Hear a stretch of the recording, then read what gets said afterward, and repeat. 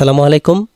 এই ভিডিওতে আমি তোমাদের সপ্তম শ্রেণীর জীবন ও জীবিকা বইয়ের 10 মিলে করি কাজ এই অধ্যায়টি থেকে আলোচনা করব।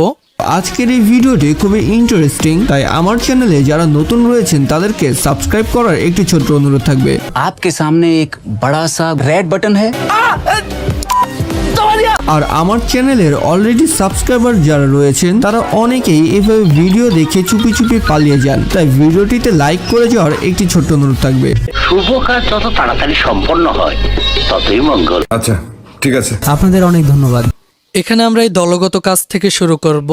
দলগত কাজটি হলো সমস্যা 1 ও সমস্যা 2 এর জন্য নেওয়া পদক্ষেপগুলো বাস্তবায়নের রিহার্সেল হিসেবে কয়েকটি কথোপকথনের দৃশ্য সাজাও।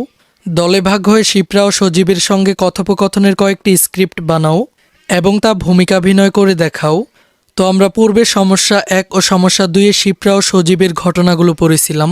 এবার আমাদেরকে ওই ঘটনাগুলো থেকে নেওয়া পদক্ষেপগুলো বাস্তবায়নের জন্য রিহার্সেল হিসেবে কথোপকথনের স্ক্রিপ্ট বানাতে হবে। তো এখানে আমাদেরকে এই প্রথম ছকটিতে শিপ্রা ও তার মায়ের সঙ্গে কথোপকথনটি লিখতে হবে।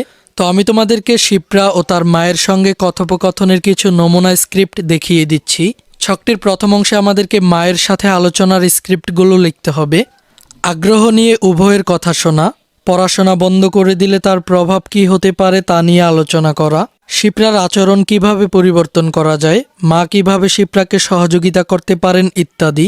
তো কথোপকথনের স্ক্রিপ্টগুলো হলো শিপ্রার মায়ের কাছে শিপ্রার ব্যাপারে বিস্তারিত জানব, শিপ্রা বাসায় সবার সাথে কেমন আচরণ করে এসব তথ্য জানব, শিপ্রার মাকে শিপ্রার সাথে আরও বন্ধুত্বপূর্ণ আচরণের জন্য অনুরোধ করব, শিপ্রার পড়াশোনা বন্ধ করে দেওয়ার নেতিবাচক প্রভাব সম্পর্কে আলোচনা করব, সবশেষ শিপ্রাকে স্কুলে পাঠানোর ব্যাপারে অনুরোধ করব। এরপর এই ছকটির দ্বিতীয় অংশে শিপ্রার সাথে আলাপের স্ক্রিপ্টগুলো লিখব। সবাই মিলে শিপ্রার বাসায় যাব, শিপ্রার সাথে ওর মনের সুখ দুঃখ অভিমান হতাশা প্রভৃতি সম্পর্কে জানব, ওকে শিক্ষা ও সুশৃঙ্খল জীবনযাপনের গুরুত্বের বিষয়ে উদ্বুদ্ধ করব এবং নিয়মিত লেখাপড়াও চালিয়ে যেতে উদ্বুদ্ধ করব। এরপর এই ছকটির শেষ অংশে একসঙ্গে উভয়ের সাথে কথোপকথন, অর্থাৎ একসঙ্গে শিপ্রা ও শিপ্রার মায়ের সাথে কথোপকথন। এখানে আমরা লিখতে পারি, আমরা সবাই মিলে উভয়ের সাথেই বসব, শিপ্রাও তার মায়ের নিজ নিজ কথা শুনব, শিপ্রাকে বলবো মায়ের সাথে সুন্দরভাবে কথা বলতে এবং মায়ের কথার অবাধ্য না হতে, শিপ্রার মাকেও অনুরোধ করব তাকে যেন আবার স্কুলে পাঠায়। এবার আমরা দ্বিতীয় ছকটি দেখে নেই। এই ছকে আমরা সজীব ও তার পরিবারের সঙ্গে কথোপকথনের স্ক্রিপ্টগুলো লিখব। তো আমি তোমাদেরকে কিছু নমুনা কথোপকথনের স্ক্রিপ্ট দেখিয়ে দিচ্ছি। প্রথমে সজীবের মায়ের সাথে আলোচনা।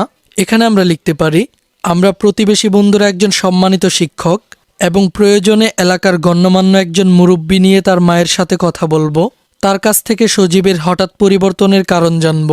এরপর এই ছকটির দ্বিতীয় অংশে বাবার সঙ্গে আলোচনা, অর্থাৎ সজীবের বাবার সাথে আমরা যে আলোচনাগুলো করব।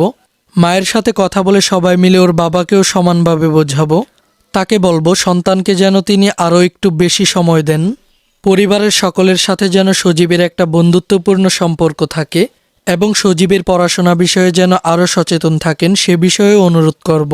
এরপর এই ছকটির শেষ অংশে সজীবের সঙ্গে আলোচনা, অর্থাৎ আমরা সজীবের সঙ্গে যে বিষয়গুলো নিয়ে আলোচনা করব। তো এখানে তোমরা লিখতে পারো, সবাই মিলে সজীবের বাবা মায়ের সাথে কথা বলা শেষ করে সজীবের কাছে যাব, হঠাৎ কেন তার এত পরিবর্তন হলো এই বিষয়টি ভালোভাবে জানব এবং আবারও যেন সে পড়াশোনায় নিয়মিত হয় সে বিষয়ে ভালোভাবে বোঝাবো। এই ভিডিওতে এই পর্যন্তই। পরের ভিডিওতে আমরা এই অধ্যায়ের বাকি কাজগুলো নিয়ে আলোচনা করব। ভিডিওটি তোমাদের কাছে ভালো লাগলে একটি লাইক দিয়ে দাও আর এই চ্যানেলের সকল ভিডিওগুলো পেতে চ্যানেলটিকে সাবস্ক্রাইব করে রাখো। আচ্ছা ঠিক আছে। खत्म bye bye tata goodbye गया।